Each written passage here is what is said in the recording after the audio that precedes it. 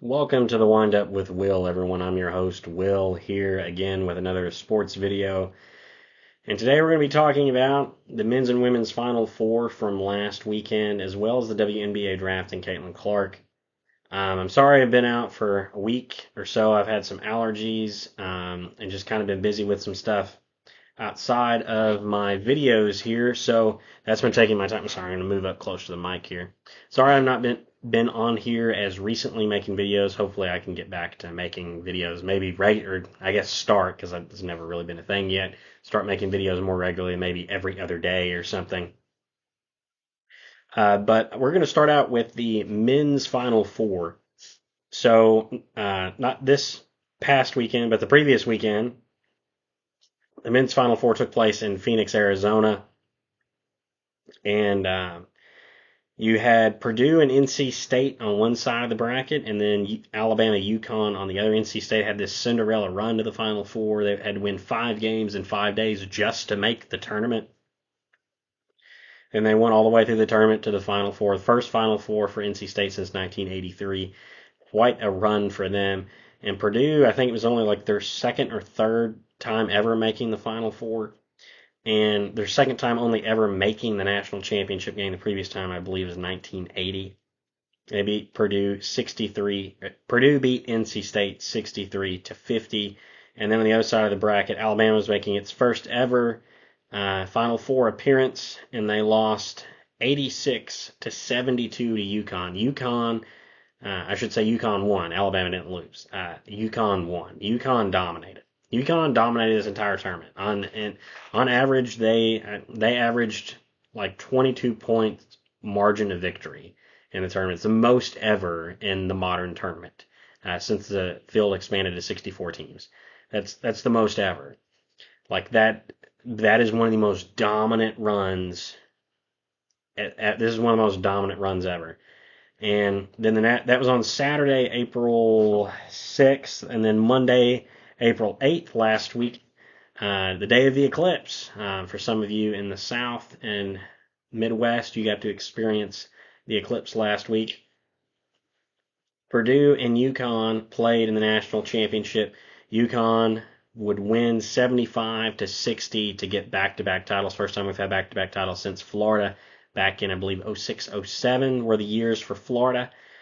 UConn dominated. They won their sixth national championship. They have more than Duke now, and they've done it in a shorter time span than Duke. This was such a dominant run. UConn went 37-3 on the year. They dominated, and even though Zach Edey had 37 to produce 60 points. He was really the only offensive option in that game for them. He's likely to get drafted. He was back-to-back national player, Naismith Player of the Year. Great college player. We'll see maybe how he does in the pros.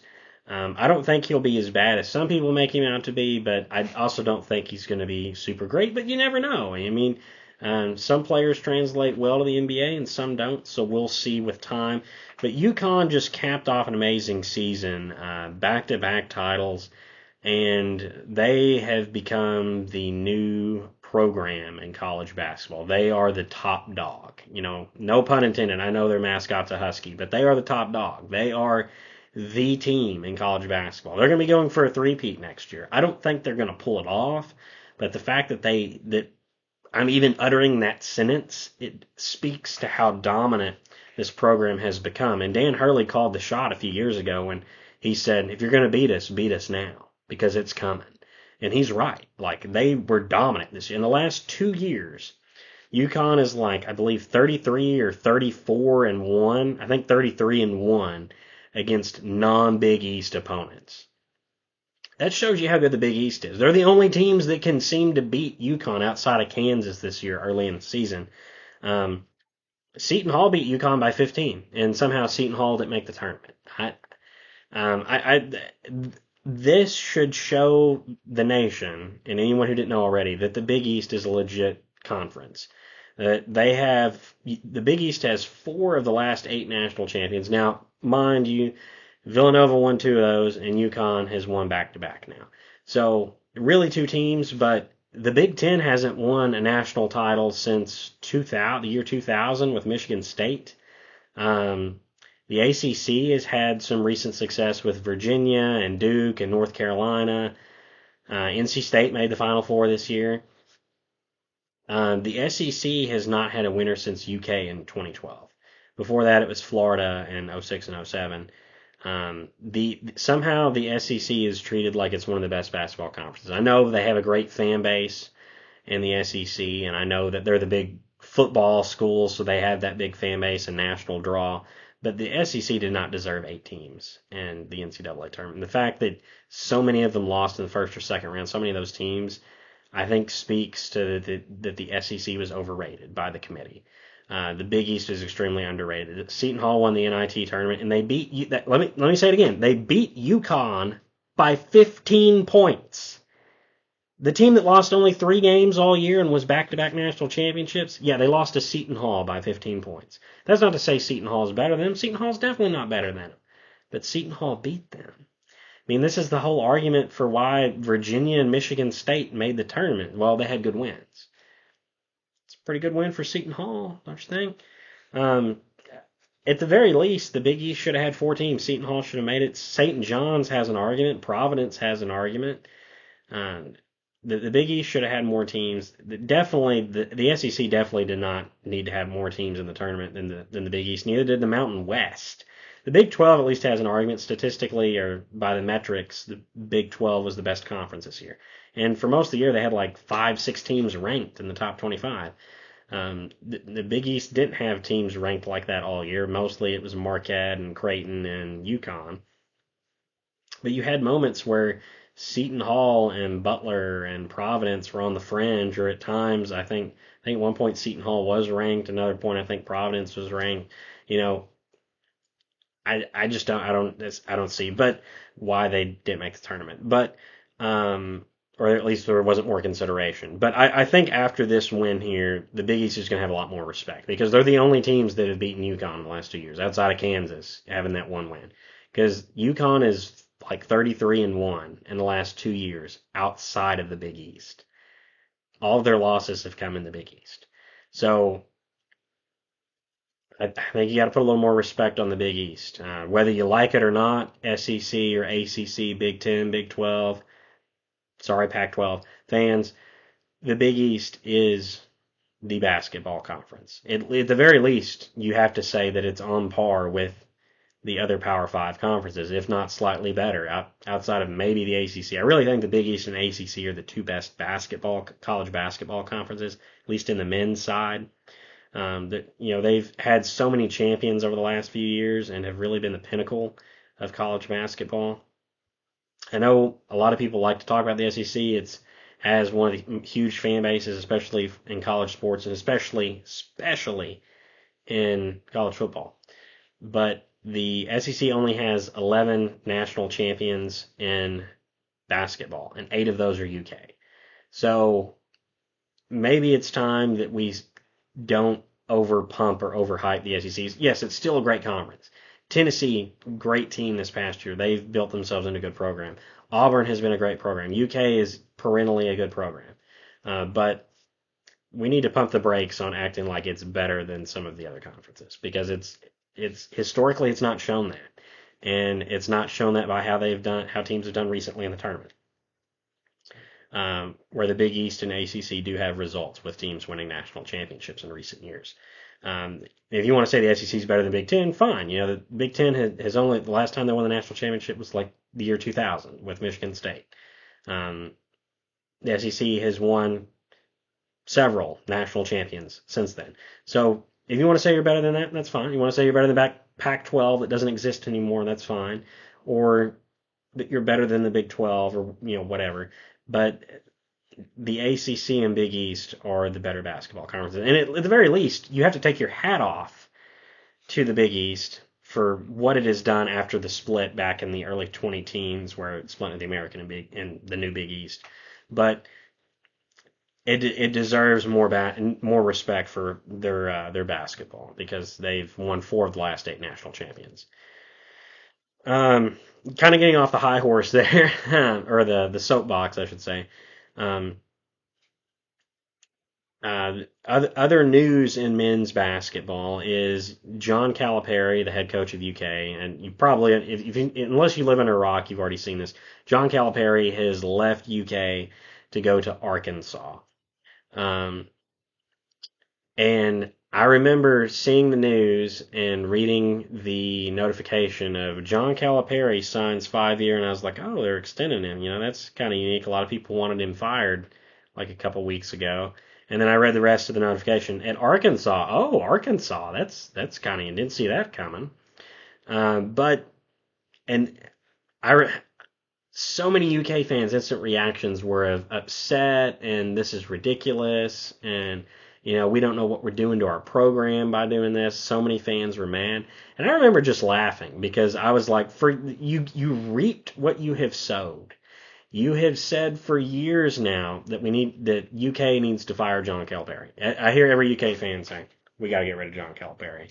We got to get rid of John Calipari. He's not that good. That players don't stay. It's not a good philosophy.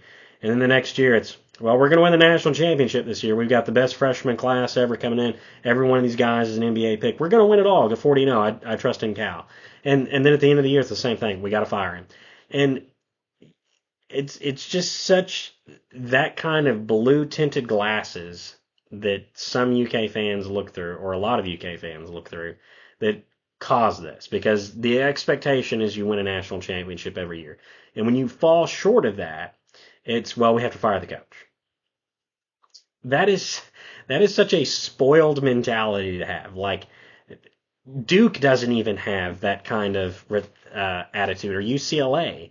Um, like, no other program has that outside of like maybe Alabama football. Like, you expect to compete for a national championship every year. Like, that is so unrealistic. Like, and UK fans don't know how great that they've had it. Like, as a Murray State fan, I would kill to be a top 25 team every year with NBA talent every year, make the tournament and lose in the first or second round. I would kill to have that every year. Because as a Murray fan, we just want to make the tournament. That is our goal every year, just to make the tournament. It's not to win it all. So when we make the tournament, it's very special. UK just expects to be there every year, and it expects a national championship to just appear out of thin air every year. And so when that doesn't happen, well, the attitude is we have to fire the coach. UK has to fire the coach. We got to get rid of the coach. That's the attitude that's had. And it's that's been going on for several years now, and the fact that John Calipari's lost to a 13. Yeah, Oakland was a 13 seed and St. Peter's was a 14 seed. Um, it's that kind of attitude combined with the recent uh, success, or what UK fans perceive as lack of success, that has caused this. And I'm sure there was some stuff going on behind the scenes with the athletic department who were maybe upset about this, and maybe some boosters that were upset and wanted some change that drove this. And I think there were some rumors that even back in February, John Calipari was in talks with maybe Ohio State of going there. So this is something that's been brewing for a while, and UK fans have been, this is what they've been asking for a while, and they've got it now. And they were so upset when Mark Pope was hired. Oh, this is such a horrible hire. We couldn't get Drew Scott, we couldn't get Dan Hurley. We couldn't get any of these other guys that we want. Again, it's kind of a spoiled mentality to have that. We just expect to have the best. That is the New York Yankees perspective. We're just going to go buy whoever we need, because we're the biggest, baddest team there is. We got the most money, the biggest fan base. We just get whoever we want. I wish that Murray State could do that. Murray State can't do that. So then when Mark Pope's the one that's hired, everyone's up in arms of why can't we get someone else? I think it's not a bad hire. The fact that he was on a previous national champ, and I want to preface this: I'm not a UK fan at all. If you couldn't tell already, I'm not a UK fan at all. Don't like UK, can't stand UK. Mark Pope is probably a good hire. He's had some success at BYU, which is contrary to what most people seem to not realize. They are a Power 5 program. They play in the Big 12.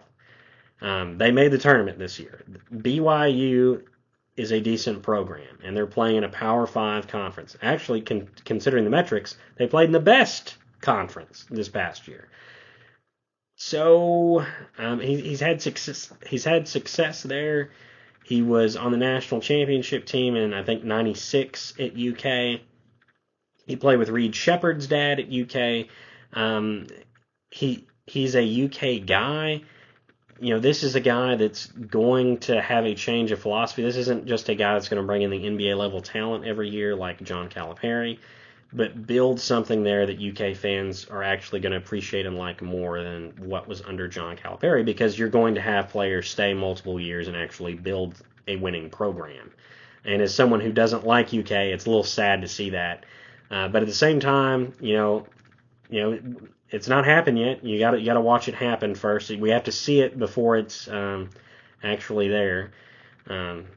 We'll have to see it first. But I don't think it's a bad hire. He's had success elsewhere. He's a UK guy and is likely to more build something rather than just bring in new fresh talent, an entirely new team every year.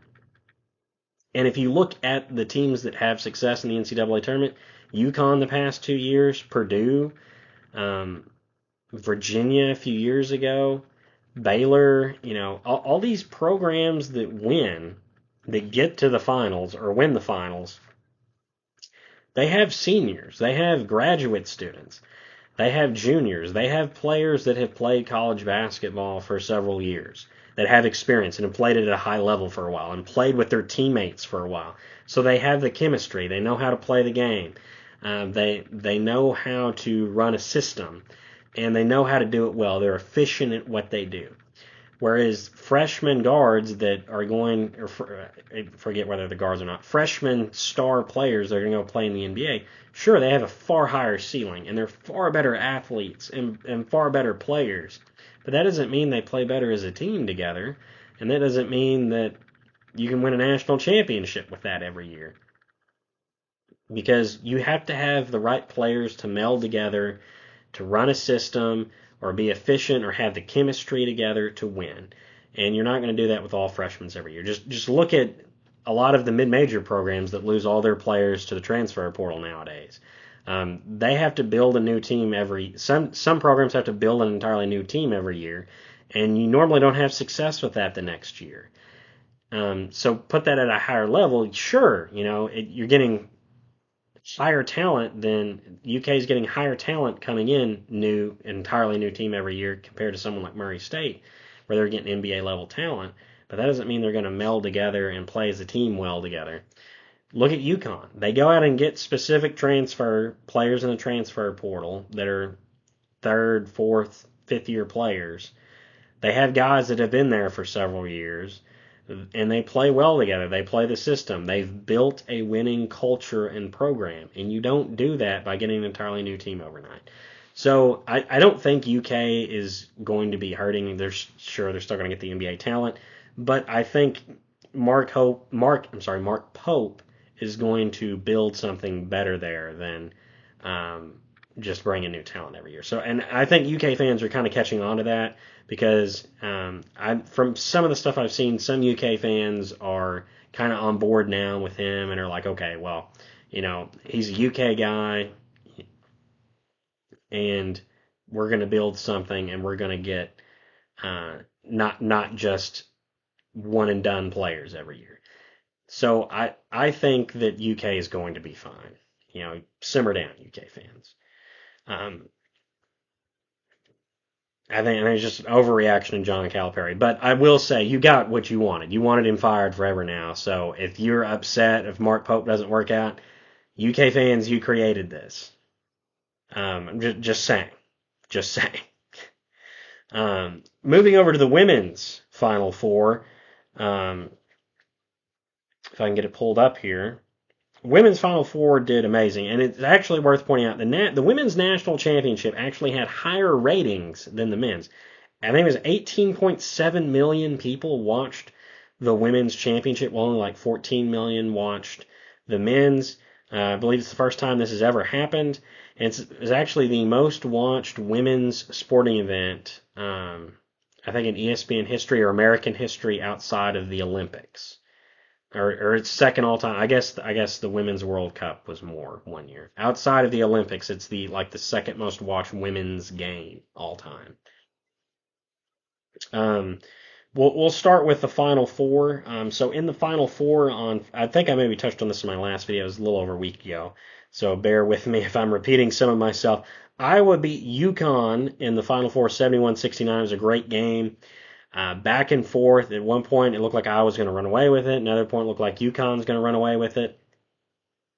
And there were some calls I didn't agree with in the game, but I felt like they went both ways against both teams at times. I felt like the entire tournament I watched Iowa most of their games.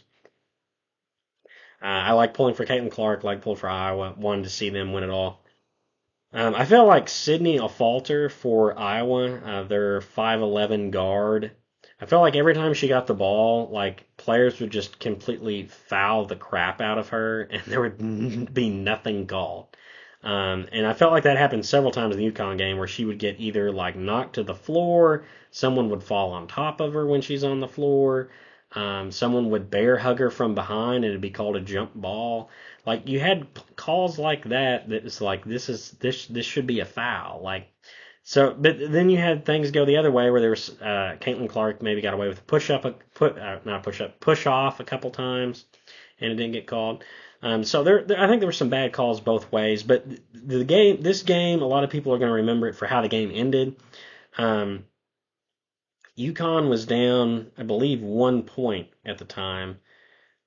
Yeah, they were down 1 point with a chance to take the game-winning shot. I think it was like under 10 seconds to go, and they throw the ball in bounds, and Aaliyah Edwards, their I think she's their center. Uh, she set a moving screen, and when the call was made, I didn't really see the screen because I was tracking the ball, and so the call was made, and I was happy for Iowa because I'm pulling for Iowa, but at the same time I was like I want to see the replay because I didn't see the play. And the replay angle was not a great angle because it's kind of from the side, at least the one they showed on TV, is kind of from the side. It's kind of hard to tell.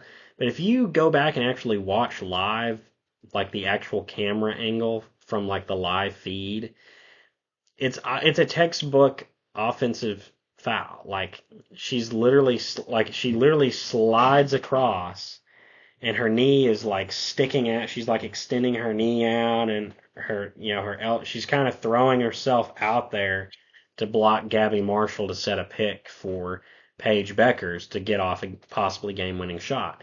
But it's very clearly she's moving across. Like she's not set, like setting a pick. She's moving and extending out. Even in replay, like you can see it. Like she's just literally just extending out, and it's textbook. And there's some people that make the argument of, well, you can't make that call there. Well, if you can't make it there, where can you make it? The rule is the rule. You can't just disregard the rules at the end of the game because, well, it could prevent a game-winning shot. The rule is the rule. I mean, this is the whole issue with the NBA is lane violations happen all the time and walks happen all the time and no one calls it. Well, it would hurt the play. Yeah, but you don't make the call, and a lot of fans complain now or don't like the way it's officiated or played because you don't follow the rules. You don't call by the rule book. And that's the issue with these kind of arguments is it just kind of ignores the rule book. It's why you have those there. You can't do that. You can't just go because if you allow that, what's to say someone can't just go and punch someone in the face at the end of the game? Well, you can't make that kind of call there at the end of the game.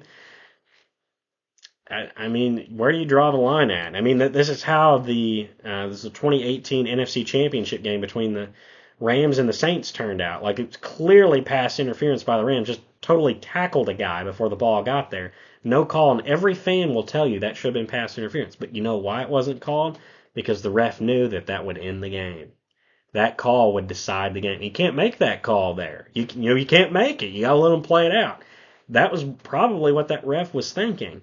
And we all know that was the wrong call to make because the guy clearly committed pass interference. Same thing here. Aaliyah Edwards clearly committed an offensive foul, a moving pick. It's the right call. Regardless of your view of you can't call that there, you know, It's in the rule book. It's against the rules. She violated the rules. You can't just set an offensive pick. Or an offensive foul. You can't have a moving screen. You can't do that. Um, so it was the right call, very clearly right. And Iowa ends up winning the game 71-69 and advances to their second national championship appearance in as many years. In back-to-back years, they make it to the title game. On the other side of the bracket, South Carolina, who have dominated the entire year, they beat NC State 78-59. They're just far and above better than anyone. And just like in the men's, we get the two best teams in the women's championship, and it's awesome year of college basketball. In the men's, you get Purdue and UConn in the final, the two best teams in the final. You don't get that every year. And on the women's side, you get the two best teams in the final. So it was a really exciting year for college basketball. Super exciting. You get Iowa and South Carolina in the final. Iowa beat South Carolina in the Final Four last year to go to the championship game before losing to LSU. And this year, they beat LSU in the Elite Eight, then beat UConn in the Final Four, and get to go play South Carolina, one of the top dogs in women's college basketball, one of the blue bloods in women's college basketball. And they shot the lights out the first quarter. It looked like in the first quarter they were just going to run over South Carolina by shooting. They scored, I think, close to 30 points in the first quarter. They scored 27 points in the first quarter, and Caitlin Clark had 18 points in the first quarter. But South Carolina punched back. They got back in the game. They took the lead, and it was kind of back and forth. South Carolina went on a bit of a run. Iowa kind of went on a run to pull it close. And then South Carolina just kind of went on a run again, pulled away. South Carolina was just physical. They're bigger, stronger. They completely out-rebounded Iowa. Let me pull up some of the team stats for you. Iowa had 29 rebounds on the night, and South Carolina had 51. So they were just so much taller, more physical, and just out-rebounded them. And the fact that it was still that close, South Carolina won 87-75. And the fact that the game was still close for so long just speaks to how well Iowa persevered, and especially how well they shot the ball in the first half. Because the second half, they didn't shoot it as well. I think in the second half, at one point, they were shooting like 30%. You can't win a game like that. And I don't know if I said it in an earlier video, but that's kind of Iowa's strength and weakness, is that they're just so built as a shooting team that if they have an off night shooting, they're going to struggle to win because they don't have the size or physicality of a team like South Carolina. They have to make shots, especially open shots, and they missed some open shots in that South Carolina. Early on in the game, they were lights out. They were hitting everything. But second half, they didn't shoot as well. And I think part of that was they fell behind. They start pressing a little bit, taking some bad shots that they maybe ought not to take. And it hurts the overall field goal percentage, but they're also bad shots, so they're not as likely to go in. So that hurts your confidence more, hurts your team getting in a rhythm offensively, and you're not going to score as much, and you're giving South Carolina just another chance to go down and score again. But the fact that they played so close was a testament to Iowa, how strong and persevering as a team that they are, and to make it to back-to-back national title games is awesome. Caitlin Clark, national Player of the Year, back-to-back years, Naismith Player of the Year, back-to-back years, just like Zach Edey.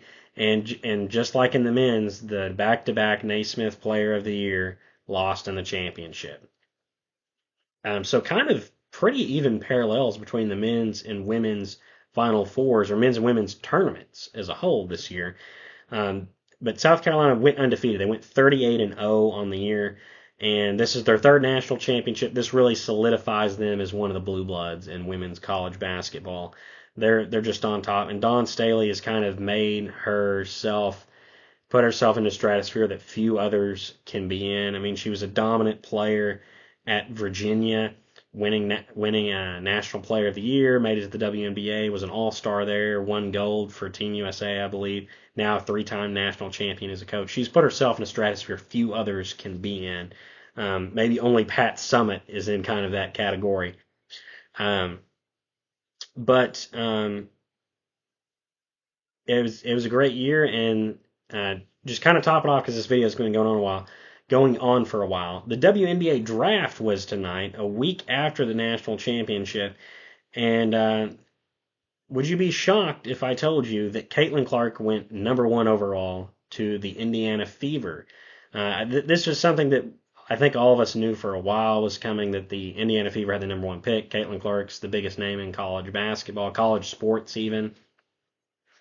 One of the best women's players we've ever seen in the college game, and the Indiana Fever would be hard pressed not to pick her. And I mean, when they when they when I watched the first few picks in the draft, the commissioner gives her little speech and then said the Indiana Fever are on the clock. And I would kind of just half expect her to immediately turn around and be like, in the Indiana Fever, select Caitlin Clark, number one overall. Because I was expecting that. But she didn't. She walks out, and then they cut to like the live feed of the war room for the Indiana Fever, where who they're going to pick and everything. They're all just kind of sitting there, and the announcers are kind of shocked they haven't picked Caitlin Clark yet.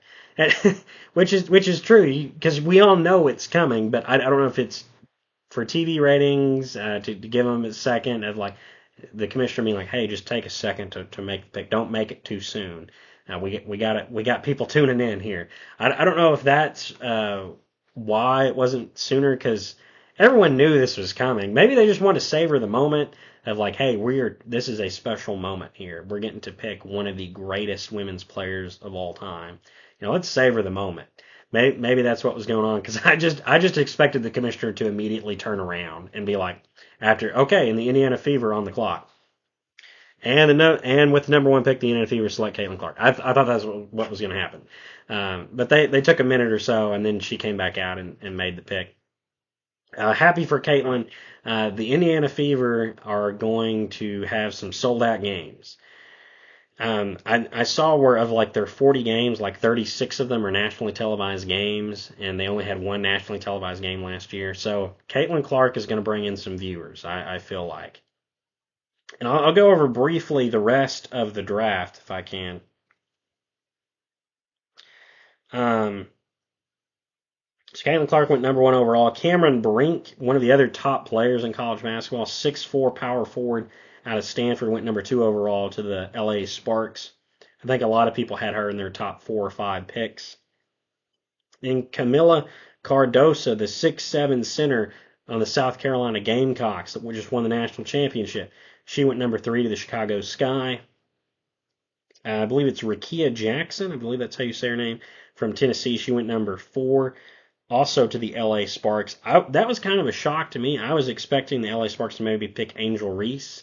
Just from the marketing perspective of Los Angeles, Angel Reese, that would be a great marketing play. But I guess they preferred a small forward over Angel Reese, and they got Cameron Brink, the power forward, so maybe they wanted a little more of a stretch player than just another big like Angel Reese. Then J.C. Sheldon from Ohio State went number 5 to the Dallas Wings. Aaliyah Edwards from UConn, the player with the controversial offensive foul in the Final Four, went number 6 overall to the Washington Mystics. Then Angel Reese went at 7 to the Chicago Sky. The Chicago Sky are going to be haul. Got Camila Cardosa and Angel Reese. Some other notable picks.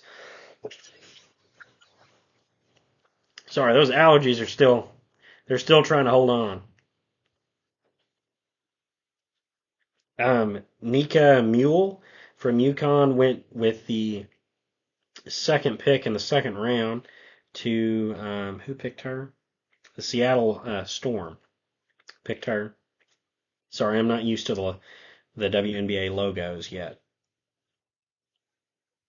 Also in the second round, Kate Martin from Iowa went to the Las Vegas Aces. I was kind of wondering how she might fit in, if she's going to get drafted. And it turns out she did. She got drafted. And I kind of like the post-draft analysis on here by ESPN. It says, if any player in the draft knows how to play with stars and take on a secondary role, it's Martin. After 4 seasons with Caitlin Clark at Iowa, Martin will adapt to any role, can defend as an opportunistic three-point shooter. And that's Charlie Cream saying that. And I agree. She fit into that kind of secondary role really well at Iowa. And I expect her to do that again with Las Vegas Aces, back-to-back WNBA champs. I think she's going to be a good role player for that team. Any other players that stick out to me? Daisha Fair from Syracuse went with the number 4 pick in the second round to the Las Vegas Aces. That's a good pickup for her. Pickup for them. She's a good scorer. I believe she finished her college career like third all time in points. I think she was the one that was up there all time in points as well. But she's a good player. That's a good pick for them. Looking through to see if there was any more picks that stand out to me. There was actually I noticed there's a lot of foreign players that were taken in this draft. Mackenzie Holmes from Indiana went with the second pick in the third round. I got to see her play against Iowa back in February when I went and saw Iowa and Caitlin Clark play Indiana. But you know that's just so the WNBA draft was tonight. Caitlin Clark went number 1, Cameron Brink 2, Camila Cardoso 3, Angel Reese fell to 7. I was seeing she could be picked anywhere from 6 to 7. I thought the LA Sparks would maybe take her with 4, but she fell to 7. Chicago Sky could be good with those really tall players, Camila Cardoso and Angel Reese. I think the Indiana Fever could be good with a tandem of Caitlin Clark and Aaliyah Boston. But only time will tell. I think they'll probably be a playoff team this year, and they're obviously going to have the national spotlight on them. But we'll see if they're one of the top teams in the WNBA this year, or if they're just kind of a playoff team building towards the future. But that's all I've got for this video. Let me know your thoughts on the men's and women's Final Four. What does this mean for women's basketball going forward and future seasons of the women's NCAA tournament? Who's going to win it all next year? What are your thoughts on the WNBA draft? Let me know in the comments down below. And I'll see you all in the next video. Bye-bye.